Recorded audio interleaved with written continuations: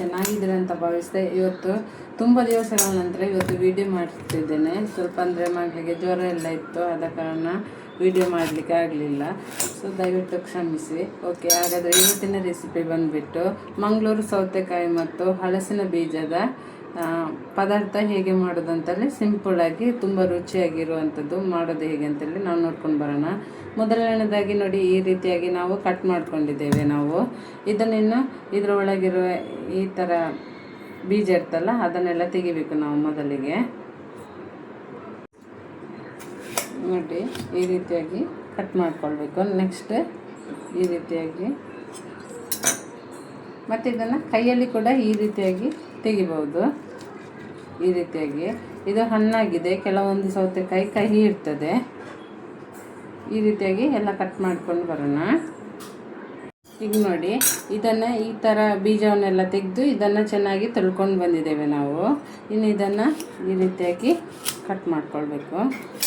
ಈ ರೀತಿಯಾಗಿ ಇಷ್ಟಿಷ್ಟು ದೊಡ್ಡ ಹೋಳಿರಲಿ ನೋಡಿ, ಇಷ್ಟಿಷ್ಟು ದೊಡ್ಡದಾಗಿ ಬೇಕಂತ ಹೇಳಿದ್ರೆ ಚಿಕ್ಕದು ಮಾಡ್ಕೊಳ್ಬೋದು, ನಿಮ್ಮ ಇಷ್ಟ. ನೋಡಿ ಈ ರೀತಿಯಾಗಿ ಕಟ್ ಮಾಡ್ಕೊಳ್ಬೇಕು.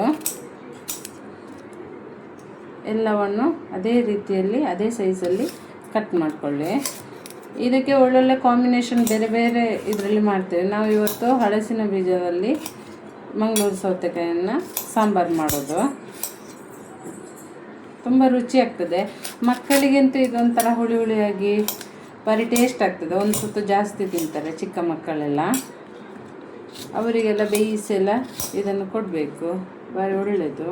ಇದರಲ್ಲಿ ನೀರಿನ ಅಂಶ ಎಲ್ಲ ಇರ್ತದಲ್ವ. ಈ ರೀತಿಯಾಗಿ ಕಟ್ ಮಾಡ್ಕೊಳ್ಳಿ. ತುಂಬ ಸುಲಭ ಇದೆ ನೋಡಿ, ಚಟ್ಪಟ್ ಅಂತಲೇ.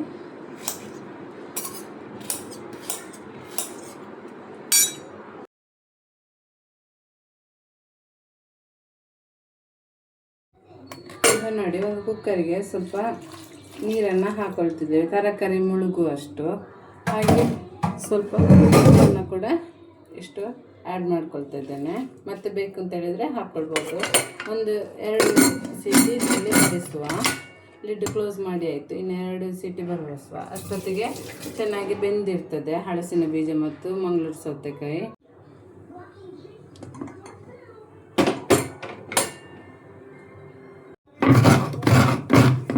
ಇಷ್ಟು ತೆಂಗಿನಕಾಯಿಯನ್ನು ಹಾಕ್ಕೊಳ್ತಾ ಇದ್ದೇನೆ, ಇಷ್ಟು ಫುಲ್ಲನ್ನು.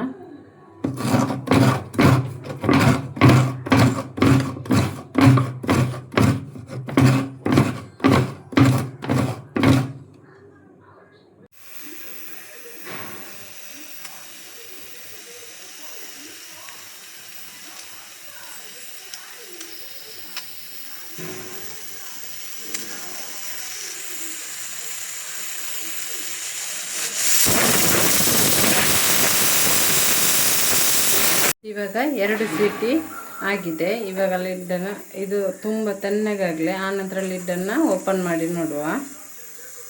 ಇವಾಗ ಗ್ಯಾಸ್ ಆಫ್ ಮಾಡಿದ್ದೇನೆ. ಅದಕ್ಕೆ ಸಾಂಬಾರಿಗೆ ಸ್ವಲ್ಪ ಮಸಾಲ ಹುರಿಯುವ. ಅದಕ್ಕೆ ಇವಾಗ ಒಂದು ಪ್ಯಾನ್ ಇಟ್ಟಿದ್ದೇನೆ. ಅದಕ್ಕೆ 1 ಟೇಬಲ್ ಸ್ಪೂನಷ್ಟು ಕೊಕೊನಟ್ ಆಯಿಲನ್ನು ಹಾಕ್ಕೊಳ್ತಾ ಇದ್ದೇನೆ. ಇದು ಬಿಸಿಯಾಗಿದೆ. ಇವಾಗ ಈ ಹೊತ್ತಲ್ಲಿ ಸ್ವಲ್ಪ ಕರಿಬೇವು ಸೊಪ್ಪನ್ನು ಹಾಕ್ಕೊಳ್ತಾ ಇದ್ದೇನೆ. ಮತ್ತು ನೋಡಿ, ಅರ್ಧ ಟೀ ಸ್ಪೂನಷ್ಟು ಆಗುವಷ್ಟು ಉದ್ದಿನಬೇಳೆ ಹಾಕ್ಕೊಳ್ತಾ ಇದ್ದೇನೆ. 1/4 ಚಮಚದಷ್ಟು ಸಾಸಿವೆ ಹಾಕ್ಕೊಳ್ತಾ ಇದ್ದೇನೆ, ಅದು ಸಿಡಿಲಿ. ಇದು ಸಿಡಿದಿದೆ. ಈ ಹೊತ್ತಲ್ಲಿ ಒಂದಿಷ್ಟು 1/2 ಚಮಚದಷ್ಟು ಕೊತ್ತಂಬರಿಯನ್ನು ಹಾಕ್ಕೊಳ್ತಾ ಇದ್ದೇನೆ. ಸ್ವಲ್ಪನೇ ಫ್ರೈ ಆದರೆ ಸಾಕು. ಇವಾಗ ನೋಡಿ, 1 ಚಮಚ ಆಗುವಷ್ಟು ಜೀರಿಗೆ ಹಾಕ್ಕೊಳ್ತಾ ಇದ್ದೇನೆ. ಈ ಹೊತ್ತಲ್ಲಿ ಸ್ವಲ್ಪ ಶುಂಠಿ ಹಾಕ್ಕೊಳ್ತಾ ಇದ್ದೇನೆ. ಹಾಗೆ 3 ಎಸಳು ಬೆಳ್ಳುಳ್ಳಿಯನ್ನು ಹಾಕ್ಕೊಳ್ತಾ ಇದ್ದೇನೆ. ಅರ್ಧ ಆನಿಯನನ್ನು ಹಾಕ್ಕೊಳ್ತಾ ಇದ್ದೇನೆ. ಜಾಸ್ತಿನೂ ಫ್ರೈ ಆಗೋದು ಬೇಡ, ಸ್ವಲ್ಪ ಫ್ರೈ ಆದರೆ ಸಾಕಾಗ್ತದೆ.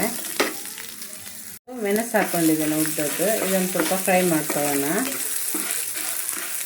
ಇದು ಫ್ರೈ ಆದ ನಂತರ ಗ್ಯಾಸನ್ನು ಆಫ್ ಮಾಡಿಡೋಣ. ಈ ರೀತಿಯಾಗಿ ನೋಡಿ, ಇದು ಫ್ರೈ ಆಗಿದೆ, ಸಾಕು. ಇಷ್ಟು ಫ್ರೈ ಆದರೆ ಆಫ್ ಮಾಡೋಣ.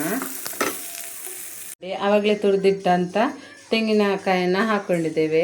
ಇವಾಗ ಇದಕ್ಕೆ ಒಂದು ಅರ್ಧ ಟೇಬಲ್ ಸ್ಪೂನಷ್ಟು ಅರಶಿನ ಹಾಕ್ಕೊಳ್ತಿದ್ದೇನೆ. ಸ್ವಲ್ಪ ನೋಡಿ ಹುಳಿ ತಗೊಂಡಿದ್ದೇನೆ. ಇಷ್ಟೇ ಸಾಕಾಗ್ತದೆ, ಯಾಕೆಂದರೆ ಸೌತೆಕಾಯಿ ಕೂಡ ಹುಳಿ ಇರ್ತದೆ. ಹಾಗೆ ಇದಕ್ಕೆ ನಾವು ಟೊಮೊಟೊವನ್ನು ಕೂಡ ಆ್ಯಡ್ ಮಾಡ್ತೇವೆ, ಆದ ಕಾರಣ ಇದಕ್ಕೆ ಇಷ್ಟು ಸ್ವಲ್ಪ ಹುಳಿ ಸಾಕಾಗ್ತದೆ. ಯಾವ ಮಸಾಲೆ ಹುರಿದಿದ್ದೇವಲ್ಲ ಅದೇ ಪ್ಯಾನಲ್ಲಿ ಸ್ವಲ್ಪ ನೀರು ಹಾಕಿ ಇದಕ್ಕೆ ಹಾಕ್ಕೊಳ್ಬೇಕು. ಓಕೆ, ಇದನ್ನು ರುಬ್ಬಿಕೊಂಡು ಬರೋಣ. ಇದು ನೋಡಿ ತಣ್ಣಗಾಗಿದೆ ನೋಡಿ, ಇದು ಬೆಂದಿದೆ. ಅದು ಈ ಥರ ಕಲರ್, ಹಳಸಿನ ಬೀಜದ್ದು ಕಲರ್ ಈ ರೀತಿಯಾಗಿ. ಇವಾಗ ಇದಕ್ಕೆ ಮೈನಾಗಿ ನೋಡಿ ಅರ್ಧ ಟೊಮೆಟೊ, ಒಂದು ಸಣ್ಣದಾದರೆ ಸಣ್ಣದು ಟೊಮೆಟೊ ಸಾಕು. ಹಾಗೆ ಅರ್ಧ ಆನಿಯನನ್ನು ಈ ಹೊತ್ತಲ್ಲಿ ನೀವು ಆ್ಯಡ್ ಮಾಡಿಕೊಳ್ಬೇಕು. ಹಾಗೆ ಗ್ಯಾಸ್ ಆನಲ್ಲಿಡಿ. ಇನ್ನು ಮಸಾಲೆ ಇದಕ್ಕೆ ಮಿಕ್ಸ್ ಮಾಡ್ಕೊಳ್ಳೋಣ. ಅದರ ಜೊತೆಗೆ ಇದು ಟೊಮೆಟೊ ಮತ್ತು ಆನಿಯನ್ ಬೇಯ್ತದೆ. ಈ ರೀತಿ ನೀವು ಮಾಡಿ ನೋಡಿ, ತುಂಬ ಟೇಸ್ಟಾಗಿರ್ತದೆ. ಉಪ್ಪು ಏನಾದರೂ ಆವಾಗ ಹಾಕಿದ್ದು ಸಪ್ಪಗಾಗಿದ್ದರೆ ಉಪ್ಪು ಹಾಕ್ಕೊಳ್ಬೇಕು. ಹಾಗೆ ಸ್ವಲ್ಪ ಬೆಲ್ಲವನ್ನು ಹಾಕ್ಕೊಳ್ಬೇಕು. ಸಾಂಬಾರಿಗೆ ಯಾವತ್ತೂ ತುಂಬ ರುಚಿಯಾಗಿರ್ತದೆ. ಮಸಾಲವನ್ನೆಲ್ಲ ಹಾಕ್ಕೊಂಡಾಗಿದೆ. ಇವಾಗ ನಾನು ಈ ರೀತಿಯಾಗಿ ಮಿಕ್ಸ್ ಮಾಡ್ಕೊಳ್ಬೇಕು. ಒಂದು ಸರಿ ಈ ರೀತಿಯಾಗಿ ಮಿಕ್ಸ್ ಮಾಡ್ಕೊಂಡಿದ್ದೇನೆ. ಚೆನ್ನಾಗಿ ಮಿಕ್ಸ್ ಮಾಡ್ಕೊಳ್ಬೇಕು. ಆವಾಗ ಬೆಲ್ಲ ಹಾಕಿದ್ದು ಉಪ್ಪು ಹಾಕಿದ್ದೆಲ್ಲ ಮಿಕ್ಸ್ ಆಗಿರ್ತದೆ. ಇವಾಗ ಅದೇ ಮಿಕ್ಸ್ ಜಾರಿಗೆ ಸ್ವಲ್ಪ ನೀರನ್ನು ಆ್ಯಡ್ ಮಾಡಿಕೊಂಡು ನೀರು ಹಾಕ್ಕೊಂಡಿದ್ದೇನೆ. ಇನ್ನಿದು ಚೆನ್ನಾಗಿ ಕುದಿ ಬರಲಿ. ಇವಾಗ ಇದು ಆಗಿದೆ, ಉಪ್ಪೆಲ್ಲ ಹಾಕ್ಕೊಂಡಾಗಿದೆ. ಇವಾಗ ಲಿಡ್ಡನ್ನು ಕ್ಲೋಸ್ ಮಾಡಿಡೋಣ.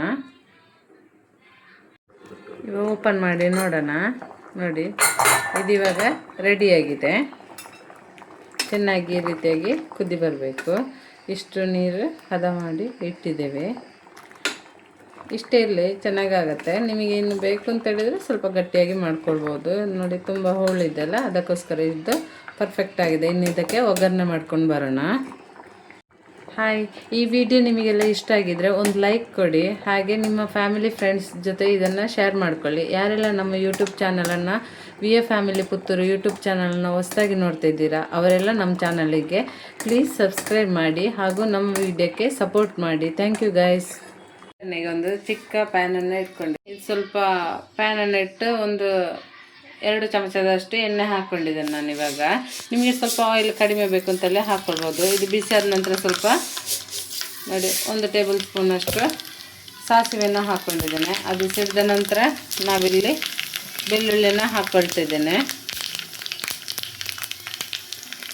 ನೆಕ್ಸ್ಟ್ ಇದಕ್ಕೆ ಒಂದು ಉದ್ದದ ಮೆಣಸನ್ನು ಹಾಕ್ಕೊಳ್ತಿದ್ದೇನೆ.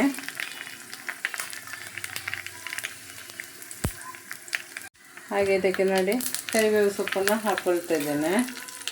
ಇವಾಗ ಇದನ್ನು ಈ ರೀತಿಯಾಗಿ ಮಿಕ್ಸ್ ಮಾಡ್ಕೊಳ್ಬೇಕು. ಈ ರೀತಿಯಾಗಿ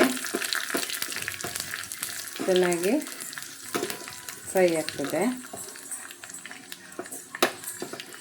ಮೀಡಿಯಂ ಫ್ಲೇಮಲ್ಲಿ ಇಟ್ಕೊಳ್ಳಿ. ನೋಡಿ, ಇವಾಗ ಇದು ರೆಡಿಯಾಗಿದೆ. ಇವಾಗ ರೆಡಿಯಾಗಿದೆ. ಇವಾಗ ಗ್ಯಾಸ್ ಆಫ್ ಮಾಡ್ಕೊಳ್ಳೋಣ. ಇದನ್ನು ಇವಾಗ ನಾವು ಇದಕ್ಕೆ ಹಾಕೊಂಡು ಲಿಡ್ಡನ್ನು ಕ್ಲೋಸ್ ಮಾಡಬೇಕು.